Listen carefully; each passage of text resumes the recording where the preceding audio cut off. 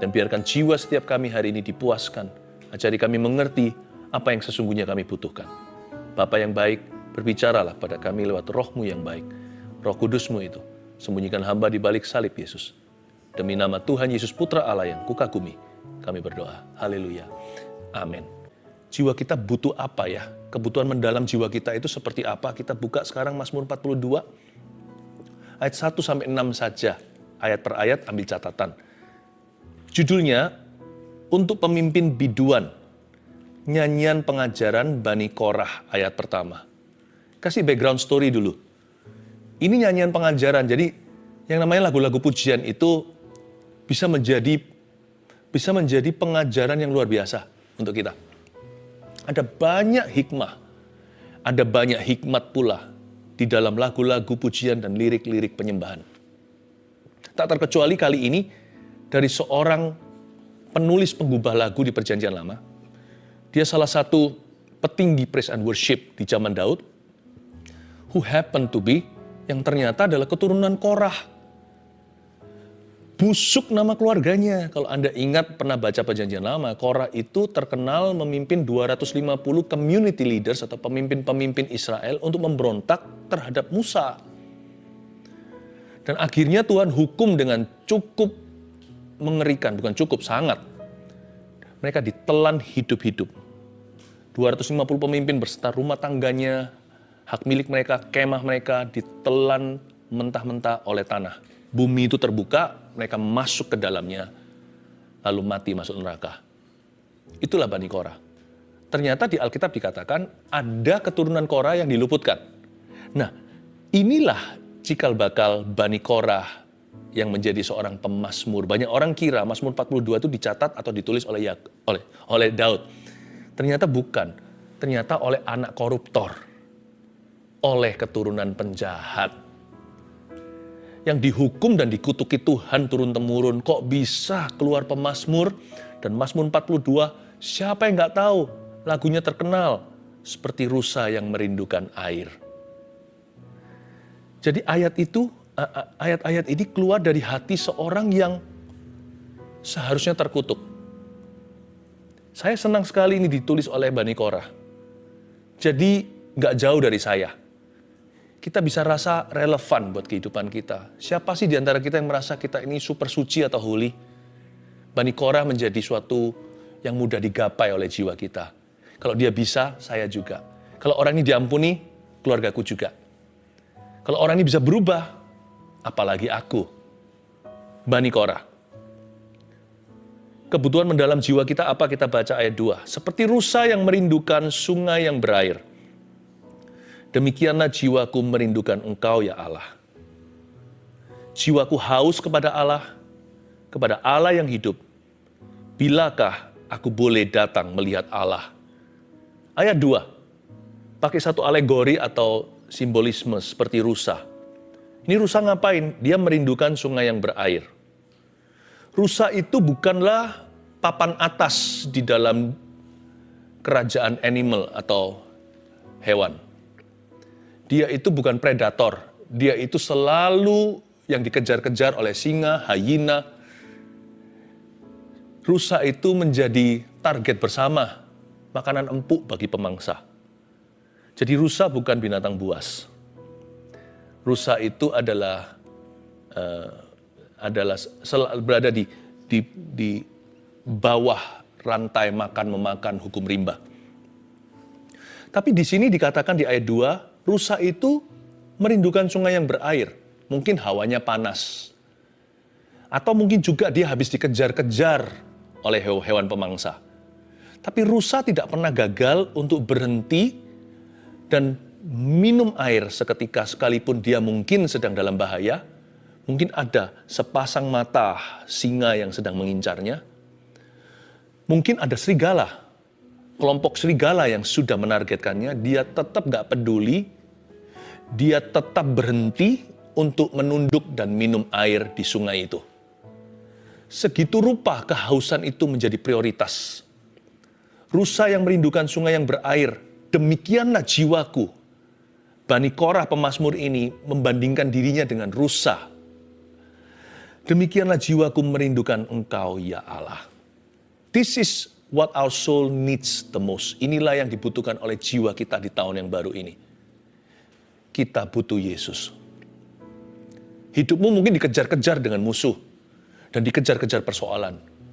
Jangan pernah gagal tiap hari berhenti sejenak untuk pause atau selah, minum air di hadirat Allah, makan firman.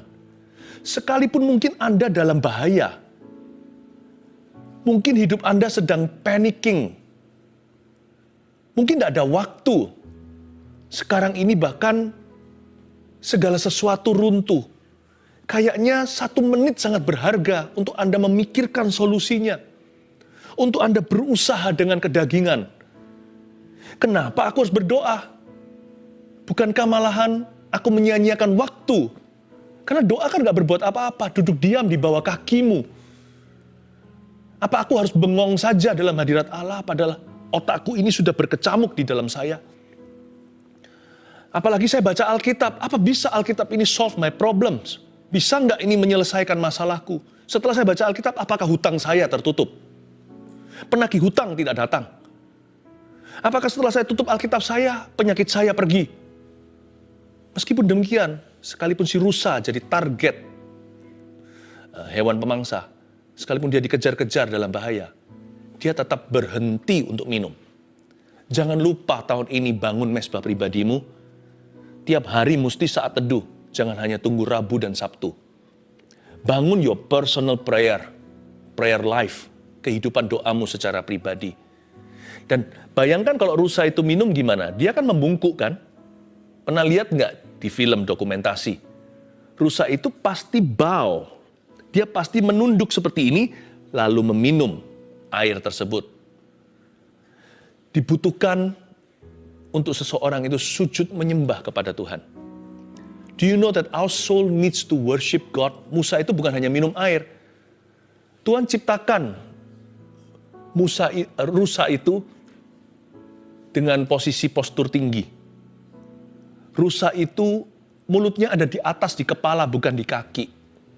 Dengan tujuan supaya setiap kali dia minum, dia mengaku yang maha kuasa di atasnya. Dia menunduk dulu. Itu seperti postur worship, bukan? Do you know that our soul needs to worship God each day? Kita butuh untuk menyembah Tuhan tiap hari. Dan sebenarnya, menyembah Tuhan itu adalah kebutuhan kita, bukan kebutuhan Allah. Kenapa Tuhan kalau butuh disembah, minta penyembahan dari kita? Malaikat lebih bisa.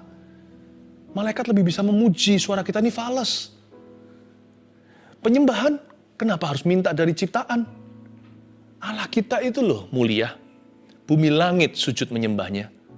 Burung-burung berkicauan, bahkan pohon-pohon di ladang bertepuk tangan. Kenapa harus dari manusia yang hatinya kadang-kadang munafik? Do you know that worship, kalau kita menyembah Tuhan, worship is our need, not God's need. Itu yang dibutuhkan. Kenapa hatimu merasa hampa tahun-tahun ini atau bulan-bulan ini, akhir-akhir ini? Karena kita jarang menyembah. Kalau kita tidak menyembah, jiwa kita mengalami kekeringan. Karena ketika kita menyembah Tuhan, roh kita disegarkan. Dan ketika rusa tersebut meminum airnya, itu seperti kita kalau meluangkan waktu dengan Tuhan Yesus. Kalau kita luangkan waktu dengan Tuhan, itu siapa diuntungkan? Masa Tuhan? Tuhan kalau luangkan waktu dengan kita, itu Tuhan rugi. Kita isinya minta-minta soalnya. Sekalipun nggak minta-minta, kita punya kebutuhan, sekalipun kita tidak buka mulut, Tuhan tahu kebutuhan kita, Bapak memberikan kepada anak-anaknya. Burung pipit di udara aja, dia pelihara. Tapi kalau kita meluangkan waktu dengan Tuhan Yesus, yang untung itu kita, karena kita menyerap seperti rusa minum air segar.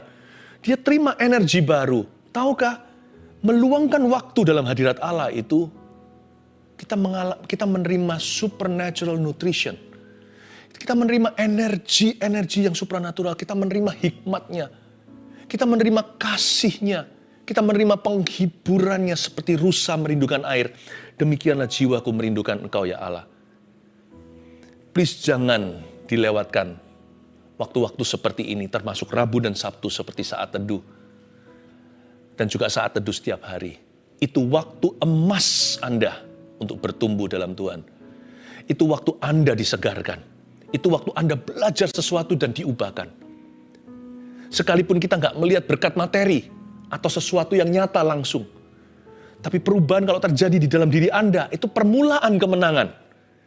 Karena setelah rusa itu minum, dia dikejar bahkan sama macan tutul sekalipun, yang cepat sekali larinya, asal dia segar dan kuat.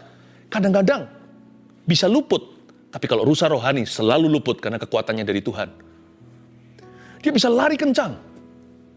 Meskipun singa tidak pergi, tapi gara-gara dia minum air segar, maka dia jadi kuat. Dia bisa lari. Dan dia bisa melanjutkan kehidupannya. Dan dia bahkan bisa elude danger, atau dia bisa mengalahkan bahaya. Jangan pernah nilai dengan berkat yang di luar Anda. Perubahan di dalam dirimu adalah permulaan kemenanganmu. Ayat yang ketiga bunyinya, jiwaku haus kepada Allah yang hidup. Bilakah aku boleh datang melihat Allah? Saya tertarik dengan kata jiwaku haus. Kata haus di situ artinya tidak bisa tahan. Sadarkah Anda bahwa 60% daripada bagian tubuh manusia itu terdiri dari water atau air atau cairan? Saya tahu bahwa manusia bisa hidup tanpa makanan, solid food selama 3 minggu. Tapi manusia tidak bisa hidup tanpa cairan lebih dari 3 hari. Nah, kok bisa orang-orang Kristen, anak-anak Tuhan bisa 3 hari lebih nggak saat teduh? Apa nggak mati tuh secara rohani? Minimal kering. Kalau nggak minum air ya beberapa orang tahan dehidrasi, sampai hari keempat juga bisa. Tapi nggak bisa lebih dari 3-4 hari, pasti ada sesuatu yang kronis terjadi. Kalau tanpa makan, bisa berminggu-minggu.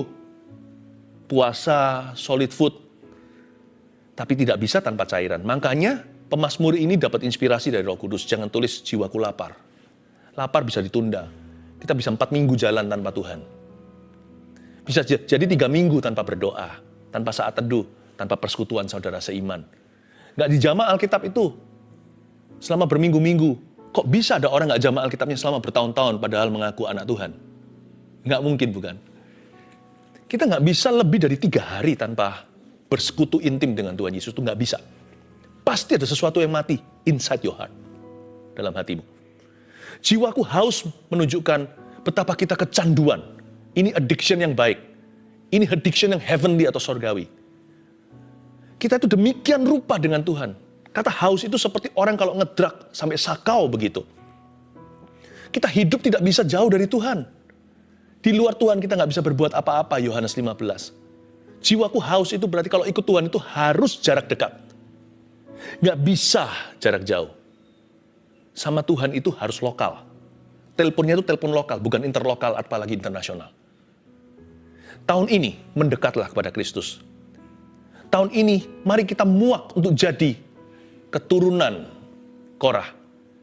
Sekalipun dia Bani Korah, orang yang dikutuki atasnya, dia mengambil keputusan, aku tidak mau lagi jadi outcast, tidak mau lagi jadi pelarian. Peduli amat nenek moyangku bagaimana hidupku, keputusanku. Hari ini aku membuat keputusan dan resolusi yang baru.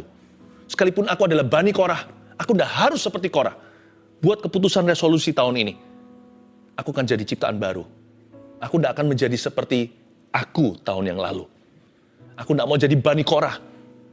Aku mau jadi anak Tuhan Yesus. Anak Tuhan yang dekat. Bukan yang jarak jauh. Aku haus. Itulah kebutuhan mendalam jiwa kita. Our soul needs Jesus. Di dalam hati kita ada ruangan yang hanya bisa diisi oleh Tuhan Yesus. Itu ruangan nggak cocok dengan shape atau bentuk wujud apapun juga. Uang tidak bisa fit di sana. Manusia sejagat raya, semua juga. Sekalipun hati kita bisa jatuh cinta dengan seseorang, tetap nggak bisa mengisi bagian yang kosong atau hampa. Bagian itu hanya bisa diisi dengan Tuhan Yesus saja. Itulah kedalaman jiwa. Makanya itu ada banyak orang di dunia ini punya segala-galanya tapi empty hatinya. Why? Because they don't have Jesus. Karena mereka tidak punya Tuhan Yesus. Atau orang-orang yang punya Tuhan Yesus tapi sekedar agamawi doang. Lama-lama dia juga kekeringan. Dia merasa ada apa yang salah dengan saya. Kenapa saya depresi sekali? Kenapa saya merasa empty? Izinkan saya untuk menunjukkan di mana salahnya. Hidup Anda sudah di luar kehendak Allah. your life is already outside His will. Hidupmu sudah menjauh dari Kristus. Makanya itu nggak bisa mengalami sukacita sesungguhnya. Nggak ada damai sejahtera. Mau dicari di mana gunung tinggi, lembah curam tidak ditemukan karena damai yang ditemukan di dalam Yesus Tuhan. Ayat 4. Air mataku menjadi makananku siang dan malam. Ya kan? Ini Bani Korah, keturunannya mengalami sesuatu yang pasti. Nggak dijelaskan sih, tapi dari Mazmur ini saya bisa mengambil sebuah konklusi. Orang ini, pemazmur ini sedang mengalami sesuatu dalam hidup rohani. Air matanya menjadi makanannya siang dan malam. Dia berada dalam sebuah depressed state, dalam sebuah kondisi yang depresif. Dia mengalami sebuah stres karena jauh dari Tuhan. Namanya manusia juga bisa mundur. Siapa bilang penggubah lagu itu semuanya menciptakan lagu happy ya. Banyak lagu itu diciptakan dari lembah. Orang itu jauh, lalu habis itu dia kembali. Lalu dia ciptakan sebuah lagu tentang bagaimana dia kembali pada Tuhan. Bani Korah ini nggak gampang jadi keturunan Korah, Datan, Abiram. Orang seperti ini tantangannya besar sekali. Ya kan? Belum lagi kutuk keturunan. Oh, dia banyak harga yang dibayar. Semua setan setelah Korah itu meninggal, cari siapa lagi yang familiar kalau bukan keturunannya. Orang ini pasti mengalami peperangan rohani yang cukup sengit. Belum lagi reputasi yang udah melekat pada marganya, Korah. Karena sepanjang hari, ayat 4b, orang berkata kepadaku, di mana Allahmu? Jadi dia nggak gampang juga jadi keturunan Korah, di sekolah dibully. Apalagi kalau sekolah itu semuanya isinya orang Yahudi yang tahu history. Iya anak Korah, iya anak koruptor, iya anak penjahat. Itu tahu nggak? Nenek moyangmu dihukum sama Tuhan. Ditelan neraka hidup-hidup. Wow. Dari cerita asli menjadi dongeng di antara anak-anak, menjadi legenda. Legenda yang memalukan dia. Sepanjang hari orang berkata kepadaku. Jadi semua orang judgmental sama dia. Semua orang menghina. Sepanjang hari. Hidup di dunia ini juga nggak gampang. Sekalipun Anda bukan keturunan Korah. Karena dunia ini diisi sama orang berdosa. Jadi dalamnya isinya semua adalah anak panah. Atau panah api si jahat itu di mana-mana. Jadi kalau kita jauh dari Tuhan lebih dari 3 hari katakan ya, kalau saya tidak berdoa, nggak pernah sih sekarang. Awal mula waktu saya kenal Tuhan aja saya diketuk hatinya setiap hari untuk cari Kristus. Tapi andai kata jikalau 3 hari, saya jauh dikit dari Tuhan Yesus, pasti nggak tahan. Saya pasti nggak tahan. Dengan kekuatan apa saya tahan? Di mana-mana jalan di luar sana itu berdebu. Kalau debu masih bisa mandi, selesai, cuci, bersih. Tapi kalau keluar di sana semua sedang panah api si jahat yang nggak kelihatan tuh meluncur di mana-mana. Anda lihat news, berita, di mana-mana sosial media, ketemu orang, banyak orang negatif di dunia ini. Banyak orang yang membenci. Isinya itu insult, menghina. Tidak sedikit yang namanya manusia yang suka menghakimi. Judgment, and judgment. Dan tak terkecuali dikira hanya orang-orang yang belum kenal Tuhan. Ternyata di kalangan orang-orang Kristen juga banyak yang begitu. Lebih sakit lagi kalau sesama saudara seiman yang demikian. Makanya itu Bani Korah ini gak gampang untuk pelihara iman. Karena itu dia berkata, aku haus. Aku harus lari seperti rusa itu. Aku harus sengaja, kalau tidak aku sengaja, kerohanianku ini pasti runtuh.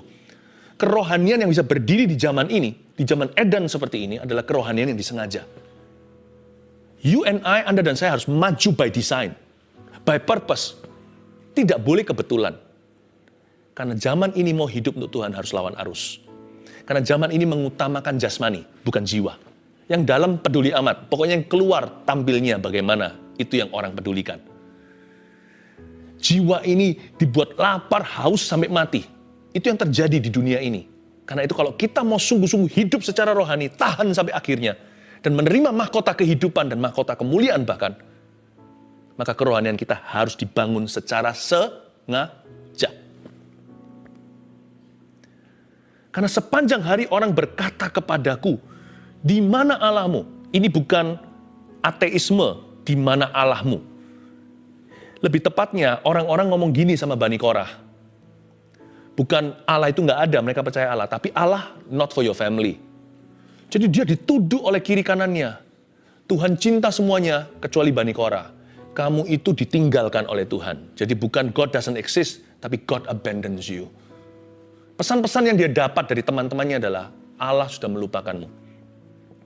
Jadi Bani Korah bergumul dengan sesuatu, saya tidak tahu apa, tetapi yang pasti dia bergumul dengan penerimaan. Dia juga punya pertanyaan sama penulis Mazmur 42 seperti Anda dan saya. Tuhan marah nggak ya sama aku? Kok rasanya semua orang bilang Tuhan marah sama saya? Kok sampai seolah-olah dunia memberi saya impresi bahwa Tuhan itu sudah meninggalkan saya. Kalau lain ditolong, nggak mungkin saya. Orang lain selalu, bukan aku. God abandons me. Kayaknya betul. Tuhan itu benci aku. Tuhan itu hukum aku. Aku ini tidak berharga. Imanku kurang. Aku teriak gak didengarkan. Mending titip doa sama siapa gitu yang imannya luar biasa. Doakan ya, titip doa. Sampaikan pesan ke Tuhan untuk ingat saya. Saya sendiri gak berani ketuk pintu sorga. Karena saya merasa pasti dihina. Jadi Bani Korah mengalami persis seperti Anda. Penolakan dalam jiwanya, susah untuk bangkit dari keterpurukan. Padahal kesalahan adalah kesalahan nenek moyangnya. Tapi dia sendiri pun mengalami penghakiman. Belum lagi teman-temannya yang suka bully. Lalu lebih parah lagi. Lebih masalah adalah sesuatu yang dalam dirinya. Kalau orang lain di luar sana hanya panah api. Di dalam dirinya itu ada batu gede yang membuat dia terpuruk ke bawah. Apa itu? Ayat yang berikutnya ayat 5. Inilah yang hendak ku ingat. Sementara jiwaku gundah gulana. Ingat apa dia? Kok jiwanya gundah gulana? Lanjutkan. Bagaimana aku berjalan maju dalam kepadatan manusia. Mendahului mereka melangkah ke rumah Allah. Dengan suara sorak-sorai dan nyanyian syukur dalam keramaian orang-orang yang mengadakan perayaan. Positif bukan? Ini kan bicara tentang kebaktian. Gimana dia berjalan maju dalam kepadatan manusia. Mendahului masuk ke rumah Allah. Sorak-sorai, nyanyian syukur dengan keramaian orang yang adakan perayaan atau celebration. Tapi kalau Anda baca seksama lagi ayat 5a, kalimat-kalimat pertama. Kalimat pertama bunyinya begini. Inilah yang hendak ku ingat. Sementara jiwaku gundah gulana. Kalau positif, pasti jiwanya bahagia. Tapi ada sesuatu yang memberatkan dia. Saya sebut ini painful memories of the better days of his life. Ini yang namanya memori yang menyakitkan tentang hari-hari masa lalu yang masih nyaman buat dia atau hari-hari jaya di belakangnya. Kalau Anda pernah dulu berhasil lalu jatuh bisnisnya. Lalu Anda merasa sekarang Anda dihukum oleh sorga. Lalu Anda melihat video-video lama. Bagaimana Anda berlibur ke luar negeri contohnya. Itu akan menyakitimu. Karena sekarang Anda tidak bisa. Itu saya sebut sebagai painful memory of the better days. Itu yang disebut, inilah yang hendak ku ingat. Sementara jiwaku gundah gulana. Dia mengingat itu dan semakin depresi. Waktu hari-hari dulu aku bisa masuk begini, kenapa dia sekarang ditolak? Nggak ada yang tahu. Tapi dia mengingat, tapi sebaliknya juga bisa ada artinya begini. Dia tetap berharap sama Tuhan kalau suatu hari dia bisa kembali. Dia bisa kembali melihat sorak-sorai, melihat orang-orang yang mengadakan perayaan. Dia bisa kembali lagi berjalan maju dalam kepadatan manusia. Dia bisa melangkah ke rumah Allah. Jadi bittersweet atau manis dan pahit. Satu sisi dia berharap itu bisa terjadi lagi. Suatu hari ya nak, Papa bisa bawa kalian berlibur lagi. Nanti suatu hari Papa akan nabung lagi. Papa sekarang kehilangan semuanya. Semua disita. Karena semua itu dari hutang di masa lalu. Suatu hari ya. Tetapi sambil ngomong begitu, pedih ini hati. Bittersweet bukan? Manis dan pahit. Satu sisi lagi, dulu aku bisa ajak anak-anakku pergi ke sini dan situ. Sekarang nggak bisa. Mungkin Anda nggak bisa berjalan sekarang setelah stroke. Anda ingat masa-masa dulu. Anda bisa main tenis dengan teman-teman. Anda bisa pergi ke gereja rame-rame, bisa jalan cepat, bisa kemana-mana. Sekarang harus di kursi roda. Itu yang disebut, apa yang diingat menjadikan gundah gulana. Saya beritahu ini yang Tuhan mau katakan kepadamu. Jangan ingat hal-hal dari purbakala. Tuhan akan melakukan sesuatu yang baru dalam hidupmu. Please jangan otak-atik lagi memori. Seindah apapun di belakang itu. Udahlah, serahkan ke Tuhan. Tuhan memberi, Tuhan mengambil, terpujilah nama Tuhan. Move on, lanjut. Tahun yang baru, resolusi yang baru, pengharapan yang baru. Katakan ini, ya sudah, yang lalu ya sudah lalu. Udah berlalu, udah lewat. Tapi sekarang, aku mau percaya Tuhan lagi. Amin. Ayat ke-6, ayat terakhir. Mengapa engkau tertekan, hai jiwaku, dan gelisah di dalam diriku? Berharaplah kepada Allah, sebab aku akan bersyukur lagi kepadanya, penolongku dan Allahku. Ayat 6 ini saya sebut soul talk. Atau bisa bicara kepada jiwanya sendiri, hai jiwaku pujilah Tuhan. Pemazmur yang lain pernah mengatakan begitu. Jadi para pemazmur ini adalah orang-orang yang tidak sempurna, tapi orang-orang yang mengambil keputusan untuk melawan. Dia melawan depresi hatinya. Dia melawan kehampaannya. Dia mengisi dengan perkara-perkara Allah. Salah satu hal yang dia lakukan adalah, para pemazmur ini selalu belajar untuk berbicara kepada hatinya sendiri. Saya sebut inilah percakapan jiwa. Jiwamu butuh perkataan mulutmu yang positif. Jiwa kita ini membutuhkan sangat-sangat mendalam sekali kebutuhan itu untuk mendengarkan kata-kata yang membangun. Kalau orang lain tidak mau mengucapkan kata-kata membangun itu, langsung ke sumbernya. Di tangan Anda, di tangan saya ini ada sumurnya Yakub. Bukan sumur Yakub secara jasmani, kalau orang minum masih bisa haus, tapi sumur Yakubnya Tuhan Yesus itu. Ini ada air hidup. Isi mulutmu dan mulutku dengan peluru-peluru firman. Tahu nggak? Hidup kita itu bisa recharge sendiri. Kalau kita punya HP masih perlu chargernya, charger kita udah melekat di badan, yaitu di mulut lidah bibir kita. Lidah bibir kita itu seolah-olah adalah orang lain. Telinga kita seperti orang yang lain lagi. Meskipun satu badan, tetapi izinkan mulut kita ini memberkati telinga sendiri. Soul talk, dia berkata, mengapa engkau tertekan hai jiwaku? Dia konfrontasi jiwanya dengan mulutnya. Hei Bani Korah, mengapa engkau tertekan hai jiwa? Dan kenapa kau gelisah di dalam diriku? Kalau Anda menemukan diri Anda sendiri sedang down sekali dan tidak ada orang yang encourage atau menguatkan Anda, puji Tuhan, HP-nya Tuhan yaitu hidupmu ini. Tempat Tuhan komunikasi denganmu dan denganku. Tidak perlu charger yang terpisah. Chargernya adalah mulut sendiri. Hai jiwaku, pujilah Tuhan, tenang teduh dalam kasih-Nya Tuhan. Semua indah pada waktunya. Mengapa engkau tertekan, hai jiwaku?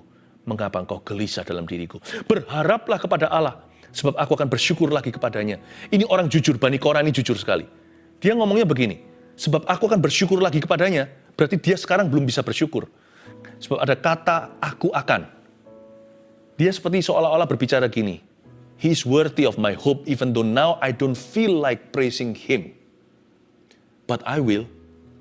Kira-kira gitu dalam bahasa sehari-harinya. Tuhanku layak mendapatkan pengharapanku.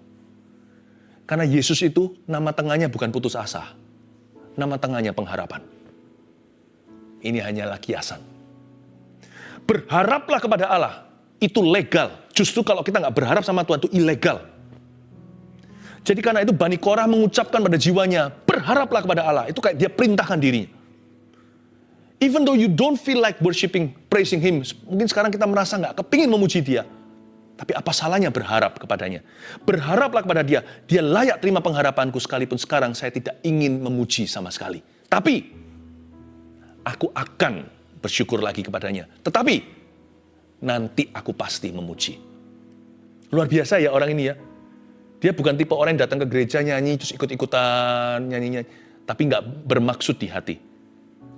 Dia berkata, aku berat untuk nyanyi. Mungkin orang lain nyanyi, dia menangis dan berkata, mengucapkan mulutnya mungkin komat kamit, mengucapkan pengharapan, aku berharap sama engkau Tuhan, aku berharap sekalipun berat dan sebagainya. Mungkin tengah-tengah ibadah, waktu praise and worship berjalan di gereja, lagu terakhir, tiba-tiba dia ikut nyanyi. Karena dia tadinya berkata di awal ibadah, sebab aku akan bersyukur lagi kepadanya. Sebentar lagi, aku pasti ikut nyanyi. Tapi aku tidak perlu nunggu untuk berharap kepadamu. Sekarang waktunya aku berharap pada Tuhan. Sebab orang yang berharap pada Tuhan tidak perlu putus asa. Aku tidak perlu kuburkan diriku di sini. Hai jiwaku, bangkitlah. Ini orang bisa kenyangkan jiwanya sendiri pakai sumber daya Tuhan, yaitu firman. Jangan sia-siakan tuh Alkitab di tanganmu. Itu di tangan orang lain adalah keselamatan. Di tangan Anda jangan disia-siakan, ditaruh di raknya. Atau nggak tahu di mana. Dibuka tuh halamannya. Isinya semuanya adalah pengharapan. Kalau Anda tidak kuat memuji Tuhan, berharap dulu. Nanti tengah ibadah, lagu terakhir katakanlah, Anda pasti akan ngikut memuji. Karena orang yang berharap, lama-lama jadi kuat. Sebab aku akan bersyukur lagi kepadanya. penolongku dan Allahku. Dengan ini saya selesai. Penolongku dan Allahku. Ini sebutan Bani Korah kepada Tuhannya dalam Mazmurnya. Penolongku dan Allahku. Jiwa kita akan menemukan peristirahatan dan perhentiannya. Ini bukan rest in peace alias mati, tapi damai sejahtera. Jikalau jiwa kita bisa berkata seperti ini. Satu, penolongku dan Allahku. Catat ini baik-baik, ini poinnya. Sekalipun engkau belum menolongku, engkau tetaplah Allahku. Kalau Anda bisa mengatakan itu dari segenap hati, jiwamu ketemu damai sejahtera. Jiwamu berjumpa dengan Tuhan. Sekalipun engkau belum menolongku, engkau tetaplah Allahku. Itu maksudnya penolongku. Yang kedua, karena engkaulah Allahku, engkau pasti akan menolongku. Ini iman. Karena engkau adalah Allah saya, engkau adalah Allahku. Cepat lambat engkau pasti akan menolongku. Itu yang disebut, sebab aku akan bersyukur lagi kepadanya, penolongku dan Allahku.